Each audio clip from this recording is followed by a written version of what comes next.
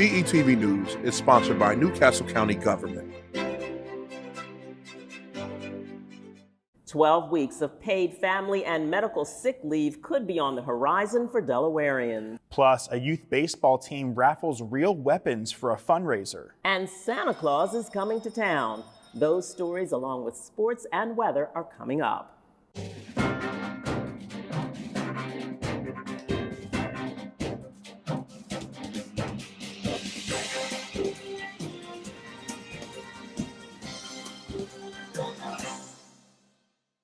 Good evening and welcome to DETV News, your trusted news source. I'm Lauren Wilson. And I'm Matt Ford. A happy Thanksgiving to all of you, and thanks for being with us. Topping our news tonight, a youth baseball program is coming under fire for offering 2 prizes as a fundraiser, a semi-automatic shotgun and a pistol. The under-13 Delaware Spartans in Sussex County are raising money for regional tournaments, but anti-gun groups are calling the move foul. I don't doubt the legality, and I'm certain that the youth sports club will be following the law. I just think it's in poor taste to raffle off a deadly weapon to support youth sports. I think there are so many other creative and clever ways to raise money for youth sports, and considering that firearms are a leading cause of death in Delaware for children and teens, I think that it's insensitive. It trivializes the impact of gun violence in our communities.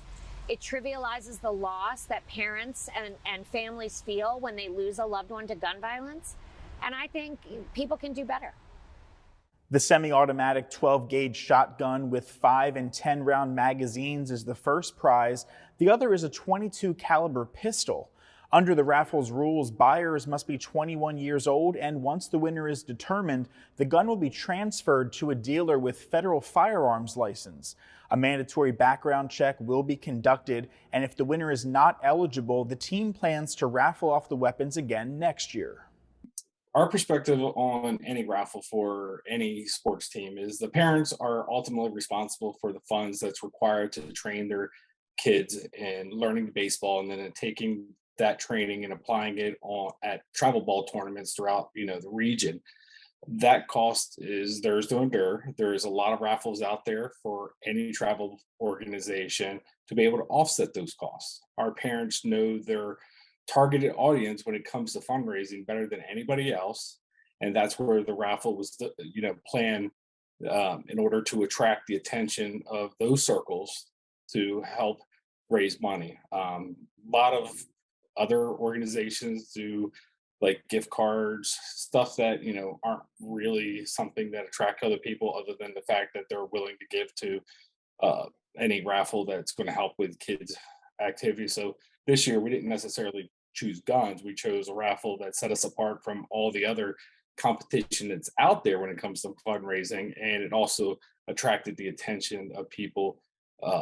It's something that they wanted. The team's Facebook page says more than 500 raffles have been sold to people in 28 states, including as far away as Alaska. The raffle will be held on December 18th. A firefighter was injured battling a blaze near North St. George's that caused damage to 3 homes. The fire broke out just before 7:30 Monday evening. Firefighters found flames coming out of the 2nd floor. 1 firefighter suffered minor injuries. The home was heavily damaged, and both homes on both sides suffered exterior damage. 1 person was inside and escaped after being alerted by a smoke detector. The damage is estimated at $600,000. The cause is still under investigation. A warning from Delaware State Police tonight: do not leave your car unattended while idling. Investigators have seen a rash of vehicle thefts in Newcastle County, and most have occurred at gas stations where people leave their car running in the parking lot to go inside the store for a quick purchase. The thefts also occur when cars are left running while unattended and unlocked. Police say most of the thieves appear to be young juveniles. Good news for Kent County. Small businesses will be able to tap into a $3 million program created by the Kent County Levy Court if they can demonstrate a financial loss. Those that do may be eligible to apply for small grants thanks to the America Rescue Plan funds. Businesses with fewer than 100 employees are eligible, which translates to more than 600 qualifying for direct aid, according to the Central Delaware Chamber of Commerce. Grants will range from $50,000 to $100,000. Final approval will come from the Kent County Levy Court. If State Senator Sarah McBride gets her way, a paid leave program will be set up in Delaware. That's on the heels of efforts in Washington to slash cutting for paid family and medical leave from a federal funding bill. McBride's bill would require employers to provide up to 12 weeks of paid family and medical leave. The funding would come from a state social insurance program. It appears President Biden's proposal for a similar law, all part of the Build Back Better Act, may get watered down in partisan politics. McBride is ready to counter that, saying if any state is going to be the first to implement 12 weeks of paid leave, it's going to be Biden's home state.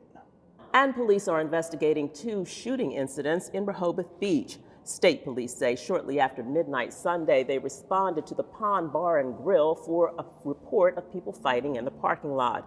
Minutes later, shots rang out. When police got there, they found a man had been shot, but he left the scene and headed to the BB Medical Center for a leg wound. 2 cars and the front window of the bar had been hit by gunfire, as well as a second-floor room at the Comfort Inn next door. Fortunately, no one was hurt. Less than a half hour later, another call for shots fired came from a Wawa nearby. No victims were reported, but several shell casings were found in the parking lot. Police say the 2 shootings could be linked. If you have information, you are urged to call police at Crime Stoppers at 1-800-TIP-3333. If you heard a big bang Sunday, police now have an explanation for it. Investigators say an explosion occurred at Target Practice Field north of Middletown. Reports indicate people using a commercial material meant for target practice and placed it too close to an abandoned vehicle that exploded when hit. A long-range rifle apparently detonated it. The individuals involved have been identified and charges are pending. Time for a quick break and then a look at your holiday weekend forecast. Stay with us. You're watching DETV News. As soon as I got here, I just felt the warm embrace of the community, man. Like what y'all got going on is wonderful. And no wonder y'all called the work group, because y'all putting that work in. For real, seriously, y'all getting the work done. We are committed to creating the best Riverside we can with the community, for the community.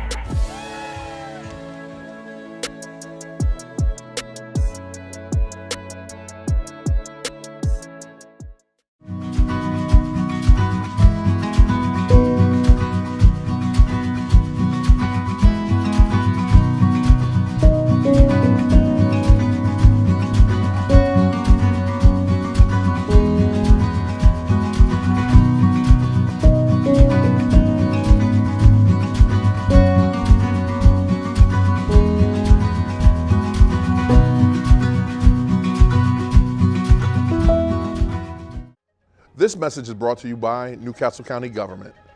Hi, I'm Dr. Neil Hochstein at ENT and Allergy of Delaware. We've been very fortunate to be protected from COVID-19 with the vaccines, but now we're hearing a lot about booster shots. If you're over 65 or have some immune compromise, booster shots are an effective way to strengthen your immune system again. It's the same vaccine that you received with your first or second dose, and it can extend and strengthen the protection that you've already received. Keep yourself and your friends and family safe. Thank you.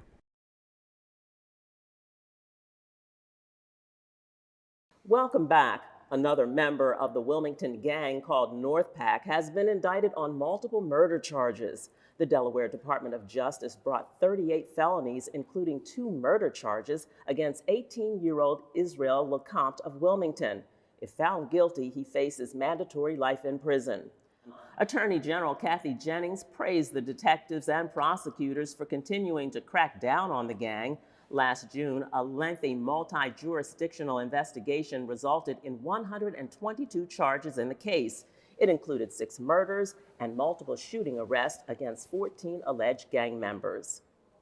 A disturbing story out of Kent County. A 69-year-old Harrington man is in jail for allegedly killing his wife and dog. State police say Richard Nelson called 911 around noon to report he stabbed 74-year-old Sandra Nelson to death along with a family dog. When police arrived, they found Nelson in his garage, where they also found his dead wife. The dog was killed in the family's bedroom. Nelson was taken into custody without incident. The case remains under investigation by the Delaware State Police Homicide Unit. A 34-year-old Dover man is behind bars after a crime spree last week.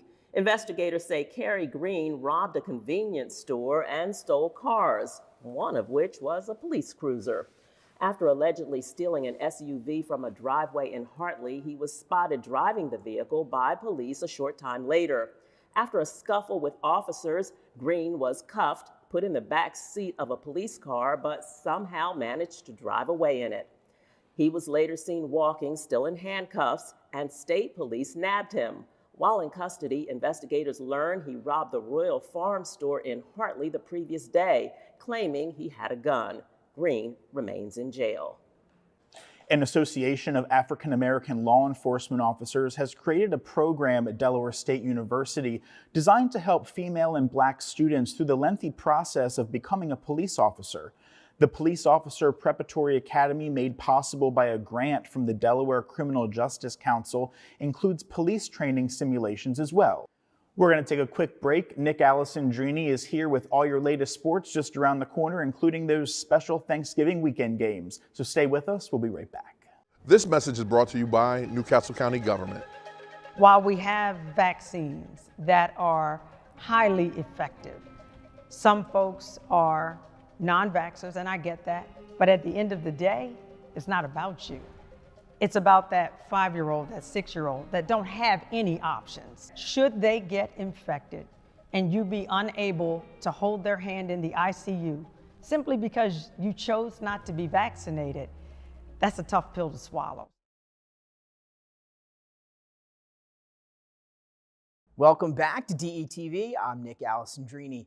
We are getting deeper and deeper into the fall season. More DIAA champions were crowned this week, and our first round of football is in the books as we progress into the playoffs. We start with our field hockey champions, and they are some familiar faces. In D2, it was the top-seeded Delmar Wildcats taking on the number 3-seeded Newark Charter Patriots. Wildcats looking for their record 6th straight state title, but got off to a slow start in this one. Macy Bradford would get one early for the Wildcats, but some tough defense from Charter made it just 1-0 after 1 quarter of play, but Delmar would turn it up in the second. Bradford would add 2 more goals to give her the hat trick at the break, and Delmar would roll from there to an 8-0 win. 6th straight state title for Delmar field hockey. In Division 1, another familiar face finding themselves in championship game action, and that was the Cape Henlopen Vikings. The Vikings looking for their 5th straight title, and they would get it. A tough battle from the 14-4 overall Smyrna Eagles playing in their first championship game, but the Vikings will get 2 goals from Reagan Chibatoni and a goal each from Noelle Sabag and Kelly Bragg. Cape remains the only state champion in D1 field hockey since the split back in 2017.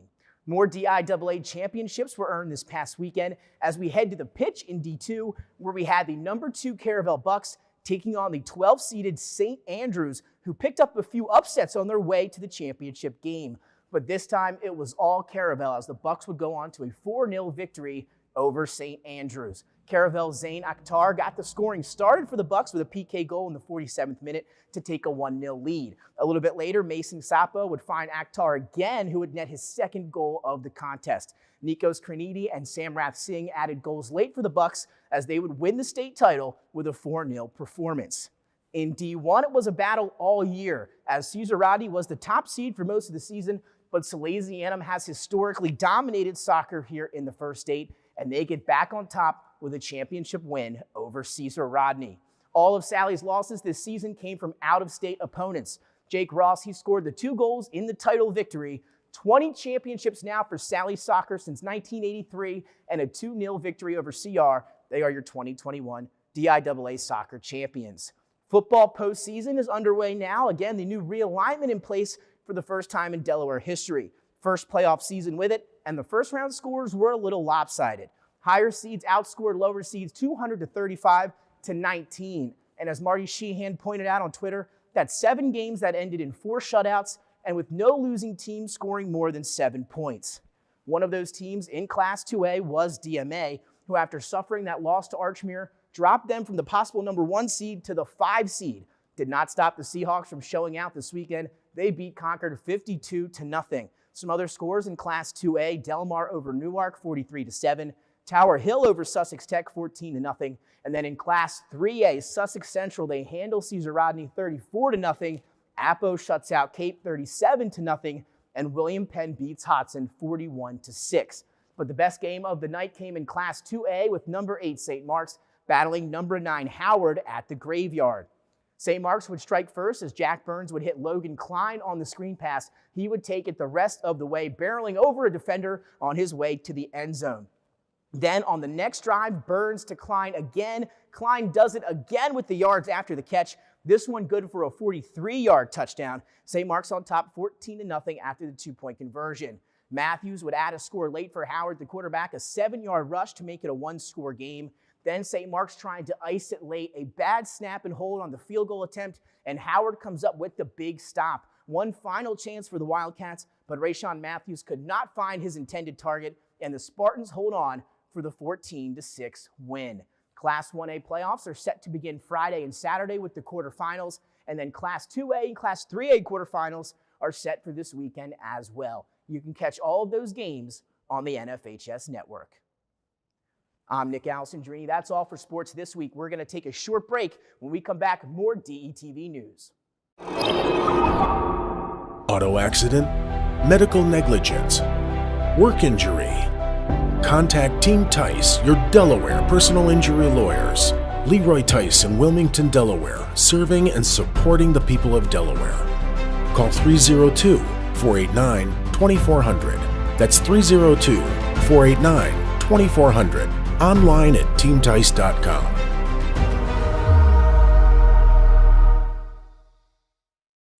Welcome back. An annual coat drive for kids was held last week in Newport. The 5th annual Operation Warm was held by the Delaware Kids Fund. Members, along with various local business and community leaders, pitched tents and camped out in a field located in Newport. The event raises awareness about elementary children in Newport and Greater Wilmington who live at or below the poverty line. Brand new coats will be given to every student at select Delaware schools. The Delaware Kids Fund partnered with Operation Warm, a national nonprofit coat manufacturer that creates winter coats made exclusively for kids. In early December, the Delaware Kids Fund and several community volunteers will visit local elementary schools with a coat delivery parade to give away hundreds of the brand new coats. Since 2017, the annual campout has helped raise over $180,000 to purchase more than 8,600 coats for kids at 15 different elementary schools.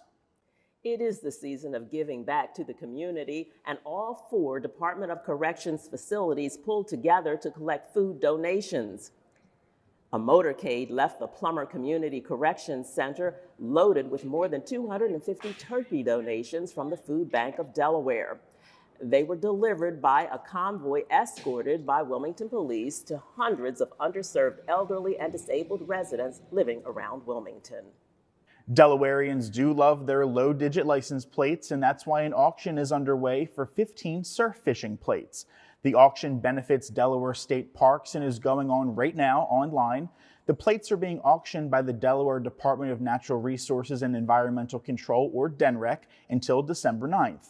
Bids can be entered at the website seen here on your screen. Available are 6 numbers ranging from 26 to 454 and 9 choice plates ranging from 51 to $99.99. Looking for something to do after that big turkey dinner? The public is invited to enjoy Delaware State Parks and the Brandywine Zoo tomorrow, and it won't cost a dime. The Department of Natural Resources and Environmental Control waives state parks and zoo entry fees annually on Black Friday as part of the Opt Outside movement. All Delaware State Parks will open at 8 a.m. except for Fort Delaware State Park. It's closed for the season. The public can visit the Brandywine Zoo from 10 a.m. to 4 p.m. Face coverings are required for all indoor state facilities for everyone over the age of 2, regardless of your vaccine status. For state park locations, go to destateparks.com. After being closed to the public for almost 3 months, the Brandywine River Museum of Art is reopening this holiday weekend. The O-Gauge train display, a tradition since 1972, returns in its full glory with more than 1,000 tiny yet realistic railroad cars and other decorative pieces, Plus, 2,000 feet of track will be making the rounds for all to see. Hurricane Ida caused more than $6 million in damages to the museum's lowest level, as well as 10 other buildings on the 15-acre campus. It will take many more months before it's fully restored. Admission is $18 with discounts for seniors, students, and museum members. The museum is using time ticketing and will urge all to make online ticket purchases in advance. The holiday display runs through January 9th. After a one-year absence due to COVID, the beloved Wilmington JC's Christmas Parade is back. The parade, now in its 57th year, will take place this Saturday beginning at 11 a.m. The parade along the streets of downtown Wilmington will have a grandstand back on Rodney Square again.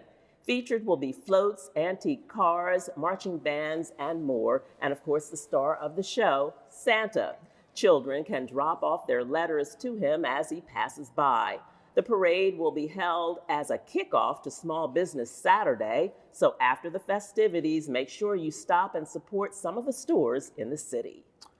Lots going on this weekend. Also on Saturday, you can catch Miss Delaware Teen USA, Sky Knox, compete for the title of Miss Teen USA. The competition will be streamed live online. Also hitting the national stage, Miss Delaware USA, Drew San Clemente, will compete for the Miss USA title. You can watch that competition unfold live on the FYI channel or on Hulu. That's Monday night at 8 p.m.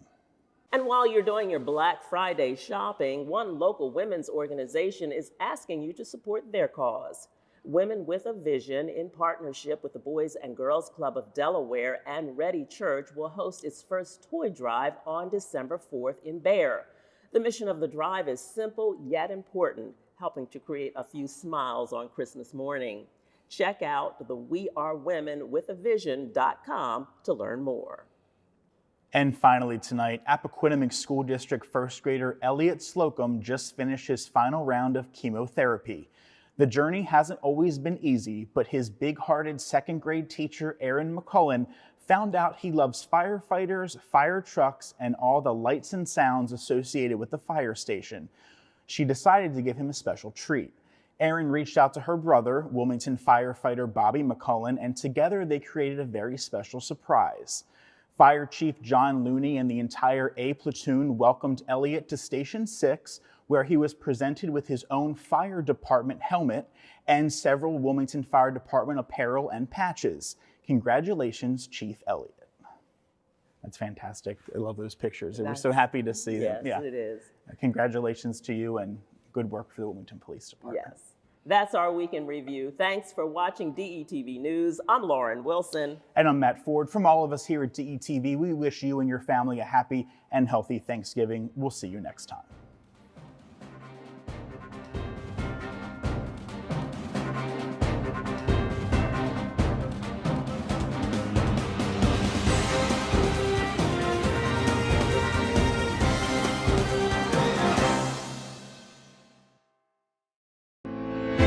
DETV News is sponsored by Newcastle County Government.